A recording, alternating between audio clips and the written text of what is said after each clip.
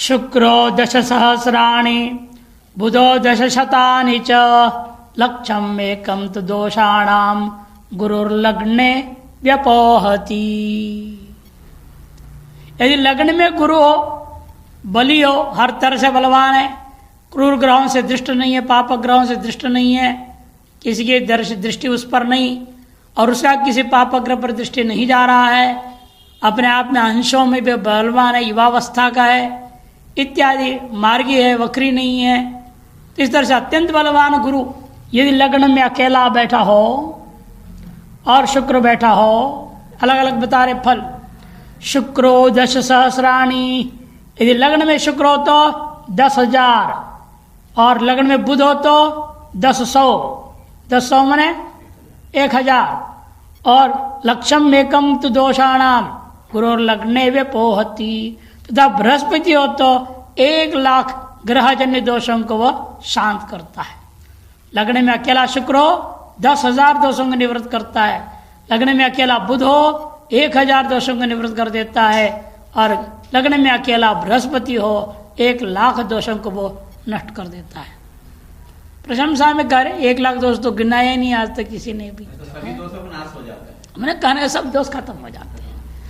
लेकिन प्रथम भाव में अकेला हो, पूर्ण बलवान हो, यानी कि दुर्बल हो तो नहीं चलेगा, क्रूरग्रह से दृष्ट हो तो नहीं चलेगा, स्वयं की दृष्टि क्रूरग्रह पर जा रहा हो तो नहीं होगा, वृद्धावस्था को, बाल्यावस्था को, शिशुअवस्था को, मृतावस्था को तो नहीं होगा। इसलिए पूर्ण बलि कहा जाता है, पूर्ण रूपेण बलवान होनी चाहिए, वक्री नहीं होनी चाहिए, मार्गी होनी चाहिए, तभी पूर्ण फल दे पाता है। ये सारे हर दृष्टिकोण से जब बलवान होगा तब ये पूर्ण फल मिलता है। केंद्र त्रिकोण गो जीव शुक्रो वा चंद्रनंदन तस्य पुंसश्च दीर्घायु स भवेद राजवल्लभ।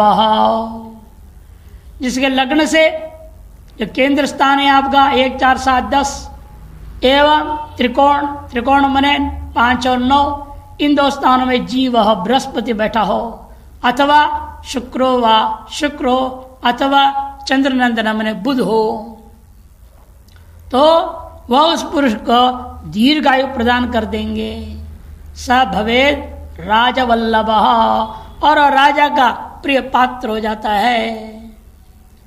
गुरुर्धनुषि मीनेवा तथा कर्कट के पेवा लग्ना त्रिकोण केंद्रे वा तदारिष्टन्न जायते।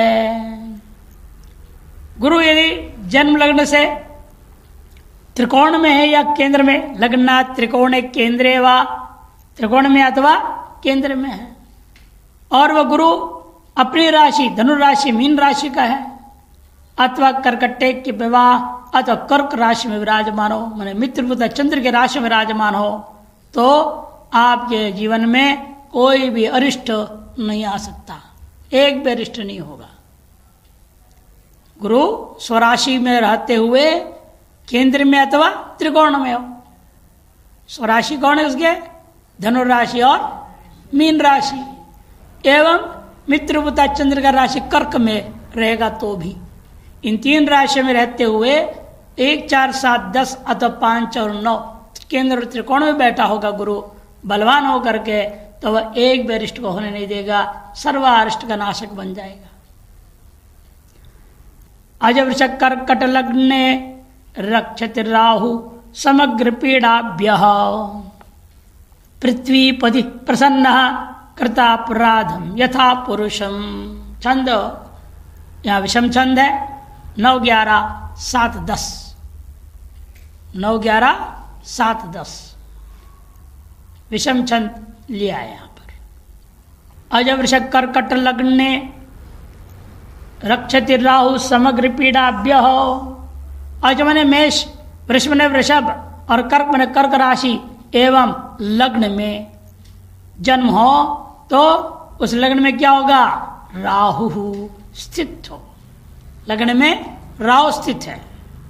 मेष लग्न में जन्म हो या वृषभ लग्न में जन्म हो या कर्क लग्न में जन्म हुआ हो, ऐसे इन 3 लग्नों में जन्म हुआ व्यक्ति के लग्न कुंडली के लग्न में राहु विराजमान हो तो अकेला, तो वह जातक भी सब प्रकार की पीड़ाओं से रहित होगा। समग्र पीड़ाभ्य रक्षति, सभी पीड़ाओं से राहु भी रक्षा कर देता है। पृथ्वीपति प्रसन्न, और उस बालक के प्रति, उस व्यक्ति के प्रति पृथ्वीपति माने जो राजा है वह भी हमेशा प्रसन्न रहता है। कृतापराधम यथा पुरुषम, अपराधी पुरुष की वह प्रसन्न राजा जो है अपराधी पुरुष हो आप तो भी आपकी रक्षा करेगा, यानी आपके ही पक्ष ले लेगा। न्याय करते वक्त भी अपराधी पुरुष आप हैं तो भी आपकी रक्षा कर देगा। यदि अकेला राहु लग्न में बैठा हो, और लग्न क्या होना चाहिए, मेष वृषभ अथवा कर्क लग्न होगा तो। कृतापराधमपि पुरुषम प्रसन्न पृथ्वीपति रक्षति, ऐसा नहीं हो जाएगा, रक्षा करेगा। हो तो कर्मफल तो अपना भगवान जब देगा देगा, इन इस व्यवहार में तो बच गया हूं, इस जन्म में इस लोक में तो राजा ने उसको बचा दिया। आजकल यही तो हो रहा है, सब जगह धांधली करते हैं, घोटाला, और मंत्री राजा जो प्रधानमंत्री राष्ट्रपति ये सब बचा देते हैं उसको। इसे हुआ क्या करें, उसका ऐसा पद पे बिठा देंगे और सर कोई केस ही नहीं चल सकता, ऐसे कानून है। गवर्नर बना दो सारा केस खत्म, राष्ट्रपति बना दो सब केस खत्म, इस तरह से चलता है। कह दिया कृतापराधो में पुरुषम प्रसन्न है पृथ्वीपति रक्षति हो गया।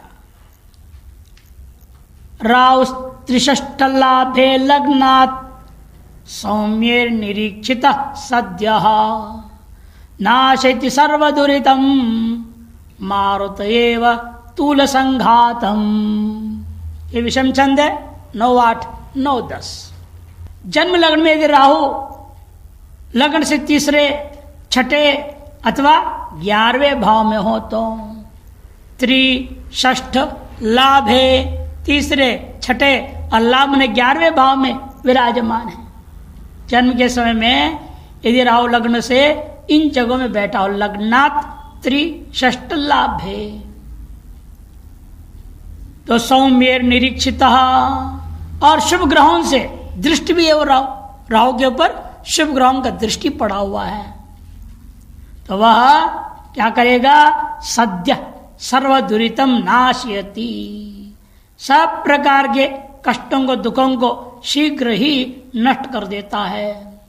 उसी प्रकार से जैसे हवा जो है मारुत इव तूल संघातम, हवा रुई के समूह को भी नष्ट कर देते, उड़ा देता है। जितना भी रुई होगा, तेज हवा आ जाए सारे रुई को उड़ा के ले जाएगा। जैसे आप देखते हैं बारिश जब समाप्त होता है ना,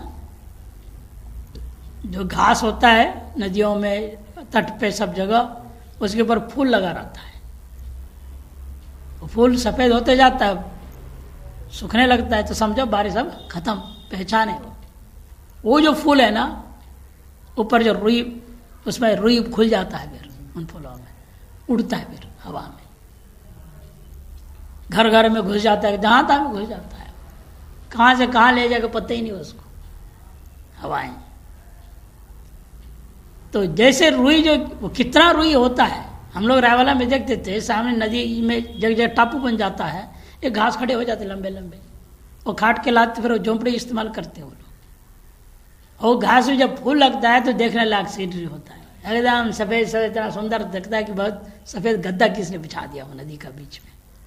और जहाँ हवा आया नहीं, रातों रात पता नहीं गद्दा कहाँ चला गया, एक भी रुई नहीं रहता उस पर घास में।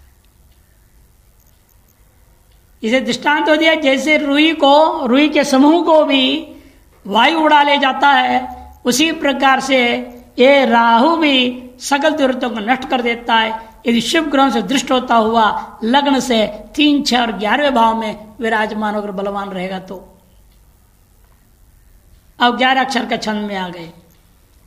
विलग्न पो यत्र बले न युक्तो लाभे तृतीय कंटके वा सर्वान्यरिष्टानि प्रयान्ति दूरम दीर्घायुरारोग्य तनुं करोति।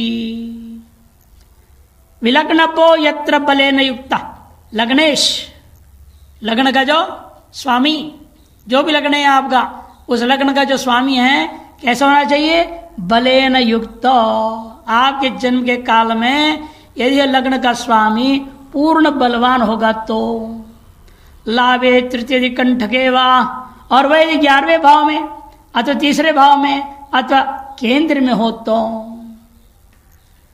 सभी प्रकार के सर्वाणि अरिष्टानि प्रयान्ति दूरम, सभी प्रकार के अरिष्टों को वो दूर कर देता है और दीर्घायु को देता है, आरोग्य तनुंच, शरीर को निरोग अर्थात स्वस्थ बना देता है।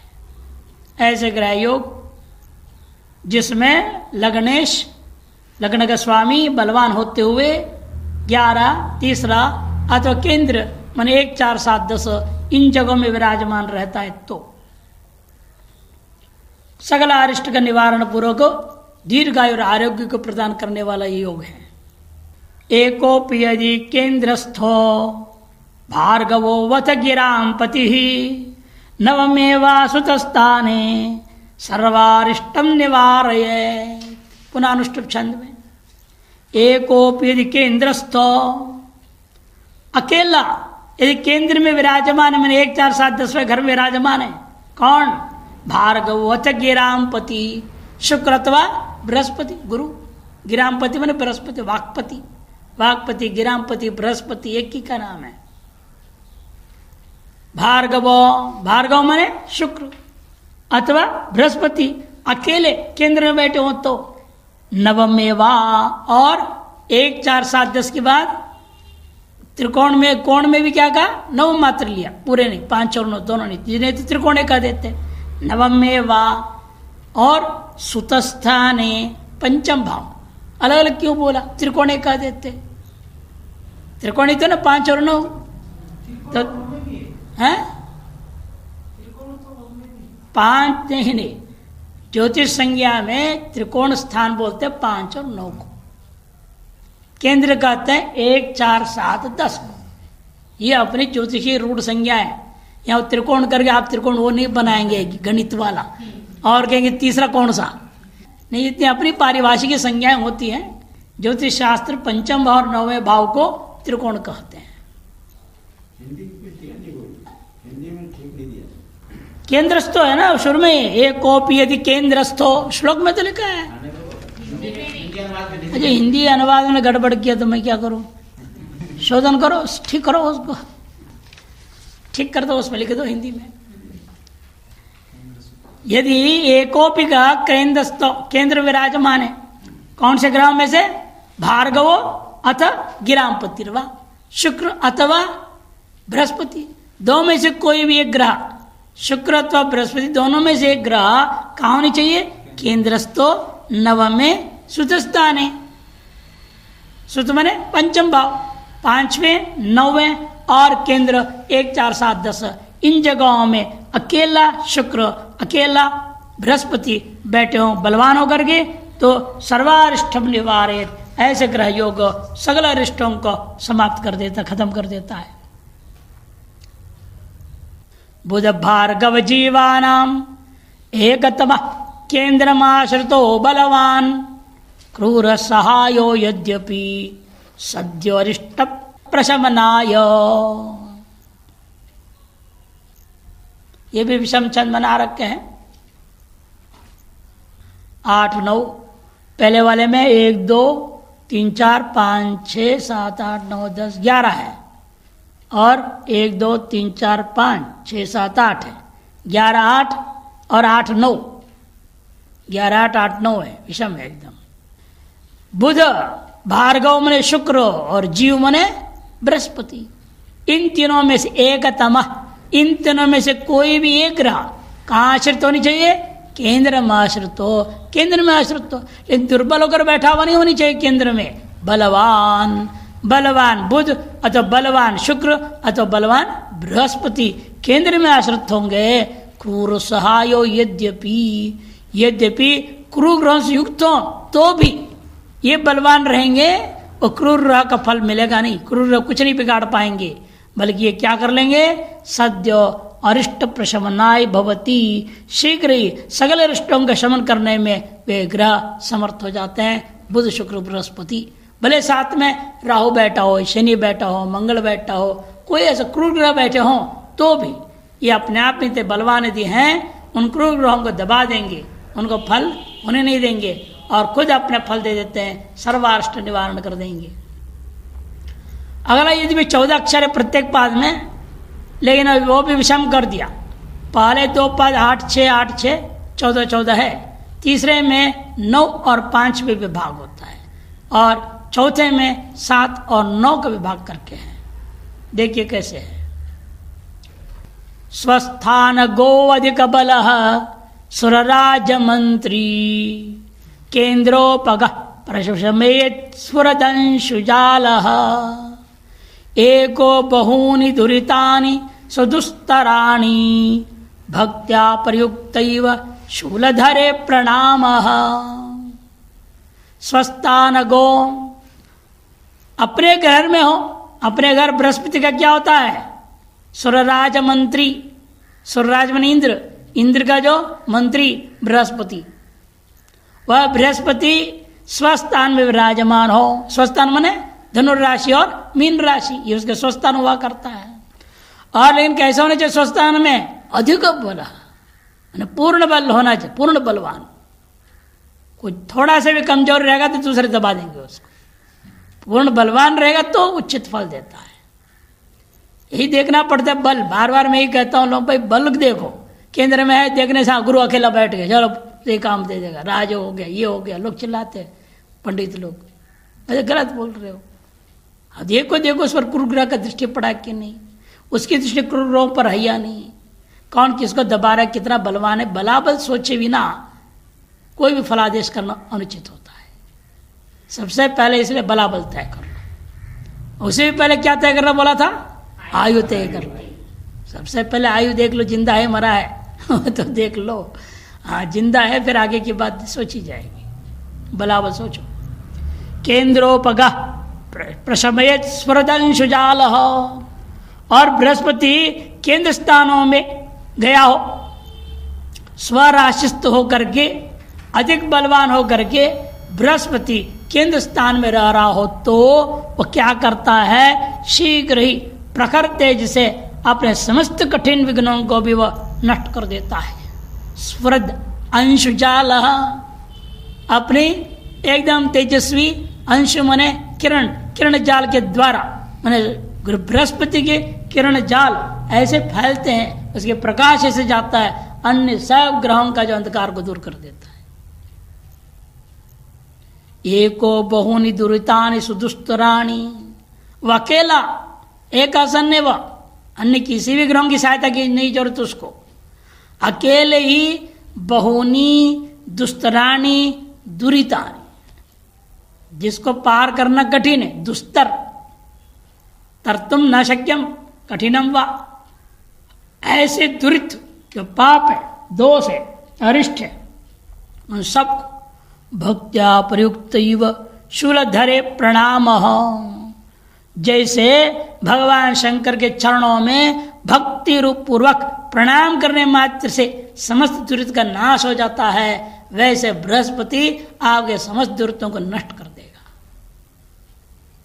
महादेव महादेव महादेवेति यो वदेत, 3 बार महादेव कह दिया आपने, वास्तविक श्रद्धा भक्ति प्रेम भाव से युक्त होकर के। ऐसे तो चिल्लाते रहो, कोई फर्क नहीं पड़ता है, मरने वाला भी चिल्ला ले, क्या होने वाला।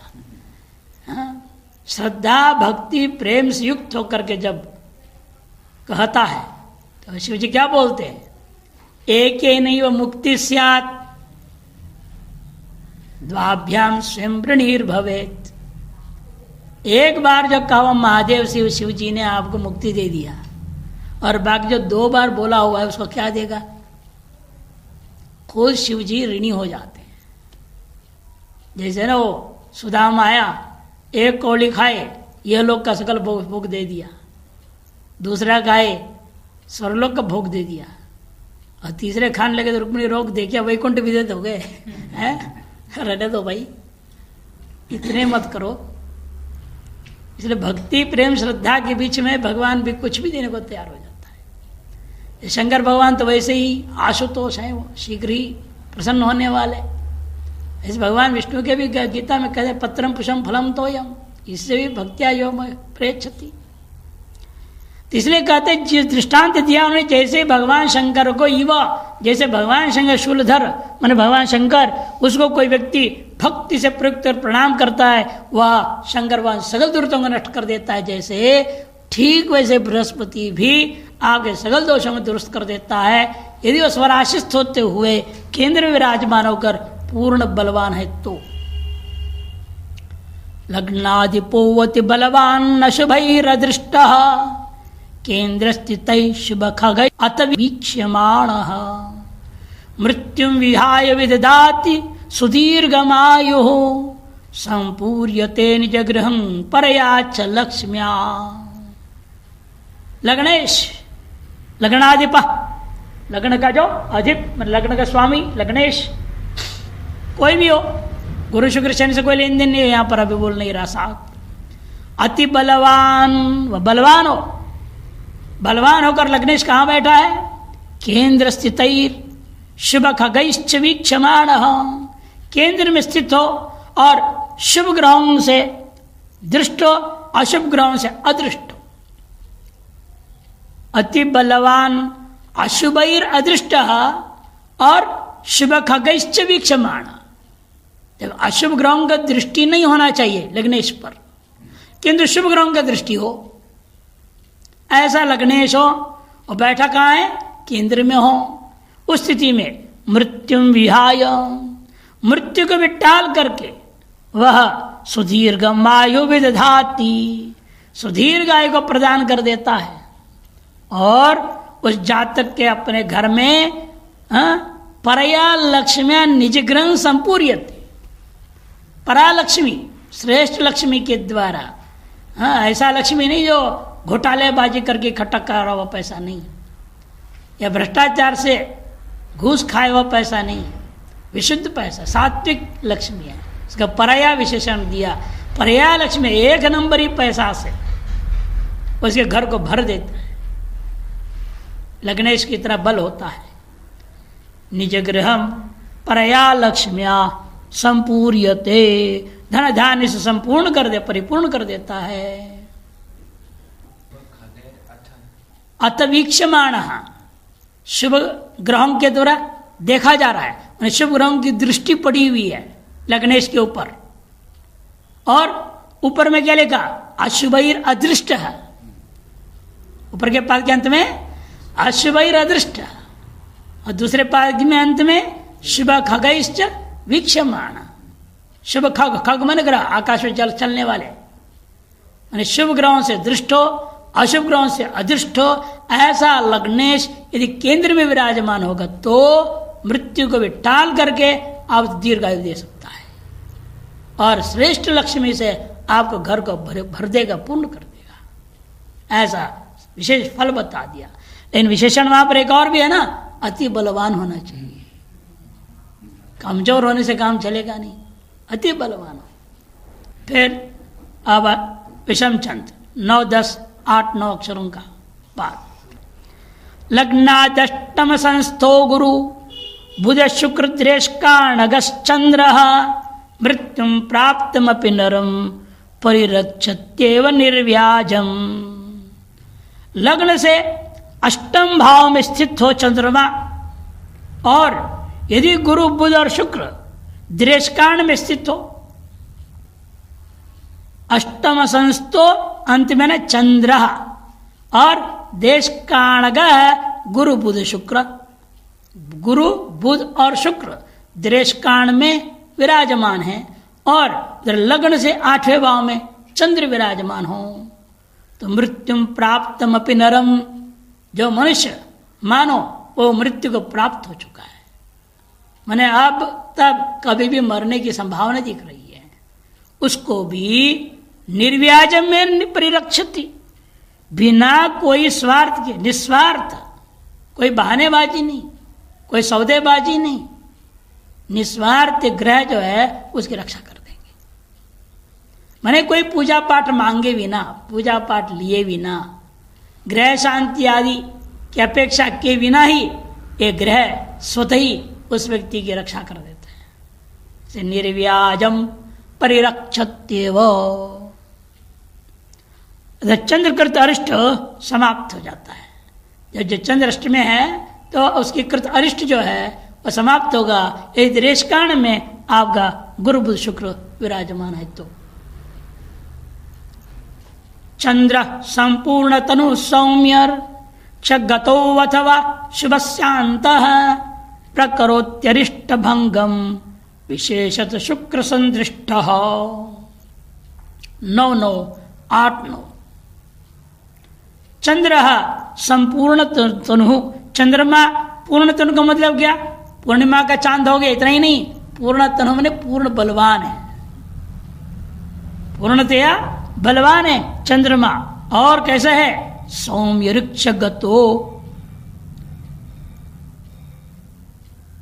और शुभ ग्रहों की राशि में सौम्य शुभ ग्रह उनके ऋक्ष उनकी राशि उनमें बैठा हो तो पूर्ण बलवान चंद्रमा शुभ ग्रहों की राशि में विराजमान है। अथवा शुभस्यांत हो, शुक्र ग्रह के मध्य में स्थित है। शुभ ग्रहों के मध्य माने 2 शुभ ग्रह के साथ में विराजमान है। इधर एक शुभ ग्रह है, इधर एक शुभ ग्रह है, बीच में चंद्रमा बैठा हुआ है। माने 5, 6, 7 है आपका, 5वां भाव, 6वां भाव, 7वां भाव। 5वें भाव में शुभ ग्रह है, 7वें भाव में शुभ ग्रह है, तो बीच में 6ठे भाव में चंद्रमा बैठा हुआ है। 2 तरफ शुभ ग्रह हो, बीच में चंद्रमा बैठा हो।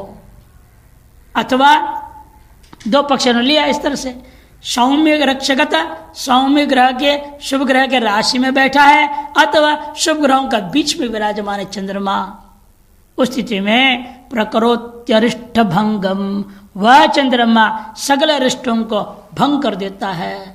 और उस चंद्रमा यदि थोड़ा बहुत दुर्बल हो तो भी यदि शुक्र से दृष्ट हो तो उसको बल मिल जाता है।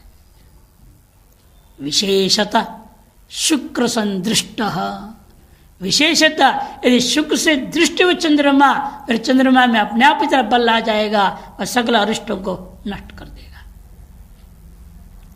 खुद बलवान है तो बहुत ही अच्छा, यदि खुद थोड़ा बहुत दुर्बल है तो शुक्र से दृष्टि पड़ जाए, उसको इतना बल मिल जाता है वह सकल अरिष्टों को नाश कर देता है। रिपुगा शुभद्रेश काणे स्थितः शशि सौम्य खेचरा सबला कुर्वन्त्यरिष्ट भंगम संवितरंत शिवम सकलम। 10-10, 8-10, यहां भी विषम छंद है। रिपुगा शुभ देश काणे स्थित, शुभ ग्रहों के देश काण में स्थित चंद्रमा यदि भी 6ठे भाव में बैठा हुआ है, शुभ ग्रहों के देश काण में स्थित होते हुए चंद्रमा रिपुगह माने 6ठे भाव में स्थित है, तो शशि सौम्य खेचरा सबला तथा समस्त शुभ ग्रह उस कुंडली में अपने अपने जगह पर बैठे हुए हैं तो बलवान है वो। तो कुर्वन्ति अरिष्ट भंगम, निश्चित रूपेण ऐसे ग्रह स्थिति वाले का सगल अरिष्ट भंग हो जाता है। और संचरंत शिवम सकलम, और सब प्रकार से कल्याणकारक हो जाते हैं ग्रह। चंद्र सहित सभी शुभ ग्रह कल्याणकारक हो जाते हैं। सौम्य द्वयांतर्गत संपूर्ण स्निग्ध मंडल चंद्र भुनक्त शेषारिष्टान भुजगारिर भुजगलोकमिव। सौम्य द्वयांतर्गत शुभ ग्रह, 2 शुभ ग्रहों के मध्य में स्थित जो कौन? चंद्र। और कैसा हो चंद्रमा? संपूर्ण पूर्ण बलवान है होकर स्निग्ध मंडल 6ठे भाव में अथवा 8वें भाव में स्थित है।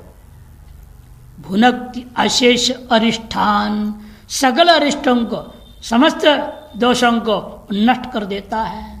उसी प्रकार जिस प्रकार से भुजगारी भुजग लोकमिव, भुजगारी भुजग माने सांप, उसका शत्रु कौन है? गरुड़। भुजगारी का अर्थ हो गया गरुड़। जिस प्रकार से संपूर्ण समूह सर्प समूह को नष्ट कर देता है, भुजग लोकम इव, भुजग समूह सर्प समूह को जैसा अकेला गरुड़ नष्ट कर देता है, उसी प्रकार से समझना चाहिए। ये विषम चंद था, 8, 10, 7, 10 था। प्रस्फुरित किरण जाले स्निग्ध धामामल मंडले बलोपेते सुरमंत्रिणी केंद्र गते सर्वारिष्टम क्षयम याति। 9, 11, 9, 9, 8। प्रस्फुरित किरण जाले, अपने किरणों से पूर्ण रूपेण प्रकाशमान, स्निग्ध मंडल से युक्त, अमल मंडल से युक्त और पूर्ण बल से युक्त ऐसा जो उदित एवं बलवान जो बृहस्पति सुरमंत्रिणी कहाँ बैठे हैं? केंद्र गते, केंद्र में स्थित हो तो सर्वारिष्टम क्षयम याति, सब प्रकार का अरिष्टों का नाश कर देता है।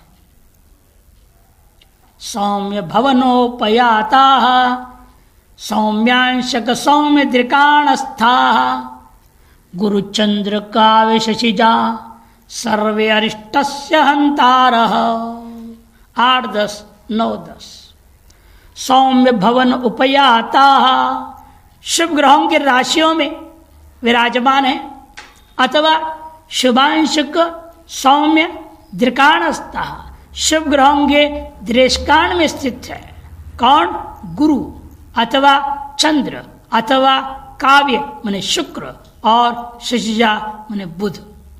तो ऐसे जो ग्रह स्थिति है वे क्या करेंगे?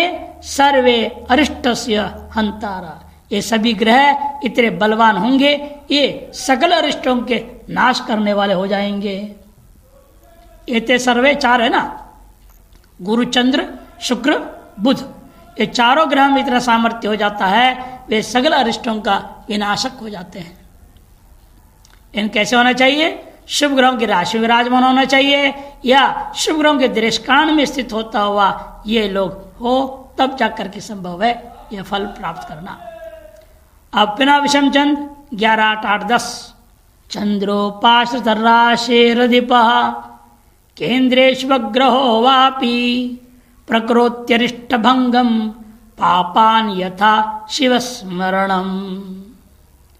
चंद्रमा जिस राशि पर स्थित हो उस राशि का स्वामी, चंद्रोपाश्रित राशिर अधिप, चंद्र उपाश्रित है जिस राशि में, उस राशि का जो अधिपति स्वामी कहाँ बैठा है? केंद्रे, केंद्र में बैठा हो, और शुभ ग्रहो वापी, अथवा शुभ ग्रह यदि केंद्र में स्थित हो तो सभी प्रकार के प्रकरोति अरिष्ट भंगम, सब प्रकार के अरिष्टों का उसी प्रकार नाश होता है, यथा शिव स्मरणम पापानि प्रकरोति अरिष्ट, जिस प्रकार से शिव जी का स्मरण करने मात्र से सगल पापों का नाश हो जाता है। इसलिए एक बार हमने पूछा था छोटे महाराज जी से कि महाराज जी बैठे बैठे हम लोग महिमा स्तोत्र तो गाते हैं, लेकिन बाद में चक्कर काटते हो बोलते हैं ना, ये क्यों नहीं बोलते हैं? देखा है ना मंदिर में महिमा स्तोत्र के बाद महादेव शिव शंभो बोलते कि नहीं, घूमते हुए, और 3 बार चक्कर काटते हैं, उससे वो पूरा नाम 108 हो जाता है। तो कहते हैं कि मैंने पूछा क्यों ऐसे करते हैं? वो भी बैठे बैठे गा ले, सारे मेहमान के बैठे बैठे गाए हैं, वो भी तो बैठे बैठे बोल लो। कहते बैठे बैठे गाते कहें सो जाते हैं, और खड़े खड़े तो कोई सोएगा नहीं। इसी करते भगवान कह रहे हैं, इसलिए व्यवस्था कर दिया संत महात्माओं ने, बैठे बैठे महिमा गा तुम सो भी जाओ भले, लेकिन बाद में तुम घूमते घूमते 108 और भगवान का नाम ले लोगे और सारा पाप तुम्हारा नष्ट हो जाएगा। इसलिए चलते चलते बोलना है। इतनी बड़ी युक्ति है ना, संत महात्माओं के बाद देखो पाप नाश करके कैसे कैसे युक्ति निकाल लेते हैं। और यहां भी हम लोग शुरू में और अंत में एक बार पूर्ण में बोल ही देते, भले पीछे सोते रहो, पूर्णमद बोलने से उठेगा ना। सब उठ जाएंगे, सब बोलने लग जाएंगे पूर्णमद पूर्णमिदम।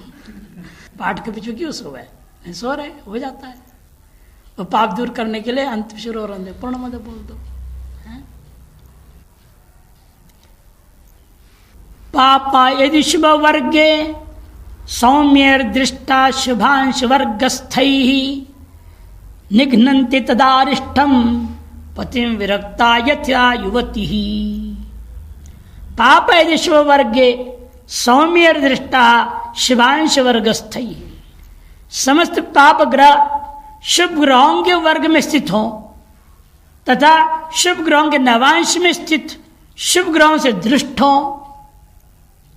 पापा यदि शुभ वर्गे, पाप ग्रह सभी कहाँ हैं? शुभ ग्रहों के वर्ग में बैठे हुए हैं। और सौम्यर दृष्टा शुभांश वर्गस्थैः सौम्य, शुभ ग्रहों के नवांश में स्थित शुभ ग्रहों से दृष्ट हो, तब सब प्रकार के अरिष्टों का नाश हो जाता है। तथा अरिष्टम निघ्नन्ति, सभी प्रकार अरिष्टों का नाश करते हैं। जैसे पतिता स्त्री अपने पति का नाश कर देती है। पतित जो स्त्री है वो पति का ही नाश करने वाली होती है। यथा युवती, कैसी युवती? विरक्ता युवती पतिमेव विनाशयति। विरक्ता माने विविध पुरुषेषु रक्ता, अनेक पुरुषों में आसक्त रहने वाली चरित्रहीन जो औरत होती है, स्वयं पतित जो औरत होती है, वो पति का नाश करने वाली होती है। ये पाप ग्रहों का मामला है ना, इसलिए ऐसे दृष्टांत दिया। शुभ ग्रहों के मामले क्या दृष्टांत है? शंकर भगवान के दृष्टांत दे रहे थे। ये पाप ग्रहों का मामला है, इसे पाप से ही कैसे नाश होता है किसका, उसके दृष्टांत दिया। शीर्षोदयेषु राशिषु सर्वे गगनादिवासिनो अधिगताः प्रतिहन्ति सर्वदुरितं यथा घृतं वा अग्नि संयोगात्। शीर्षोदयेषु राशिषु, शीर्षोदय राशि किनको कहते हैं पता है? शीर्षोदय राशि किनको किनको कहा जाता है? पृष्ठोदय किनको कहा जाता है?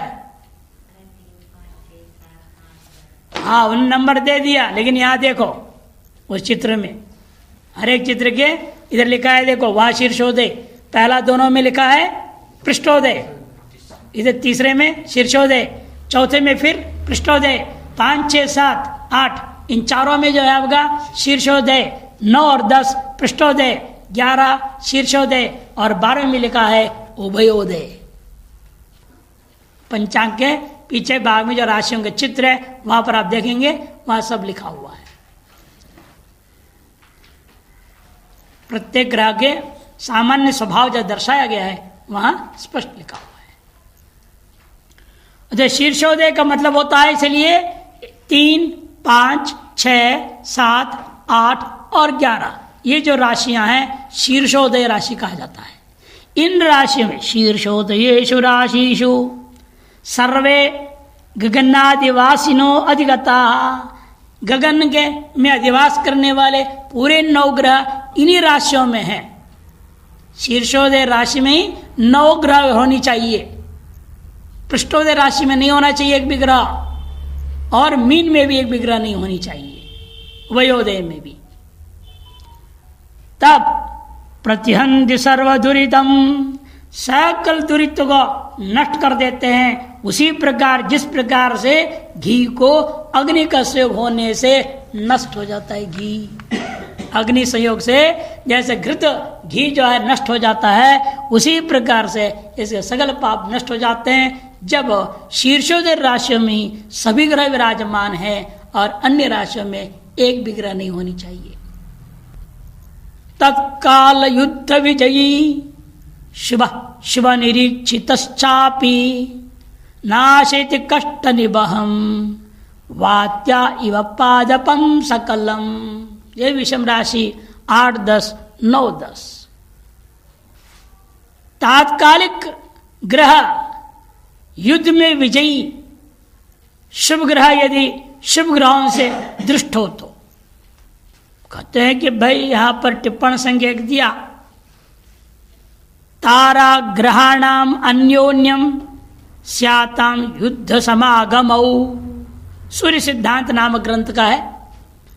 पंच तारा ग्रहों अर्थात मंगल बुध गुरु शुक्र और शनि, मंगल बुध गुरु शुक्र और शनि, सूर्य चंद्र छोड़िएगा और राहु केतु को छोड़िएगा, इनको पंच तारा ग्रह कहते हैं। तारा ग्रहाणाम अन्योन्यम में दो या दो से अधिक ग्रह एक राशि में स्थित हो तो उसे युद्ध योग कहा जाता है। उसका नाम है युद्ध योग। ऐसे युद्ध योग का तत्काल युद्ध विजयी तात्कालिक ग्रह इस प्रकार से हैं कि युद्ध योग में विराजमान हो और शुभ शुभ निरीक्षितश्चापि शुभ ग्रह यदि शुभ ग्रहों से ही दृष्ट हो तो वह क्या होगा, नाशित कष्ट निवहम, सकल कष्ट समूह को नष्ट कर देता है। उसी प्रकार जैसे वात्यव पादपम सरकलम, जैसे वायु अपनी तूफानी वेग से पूरा वृक्ष को जड़ सहित उखाड़ के गिरा देता है, उसी प्रकार से सकल अरिष्टों को जड़ सहित उखाड़ के हटा देता, नष्ट कर देता है। ऐसा विशिष्ट ग्रह योग इसके बारे में वर्णन किया।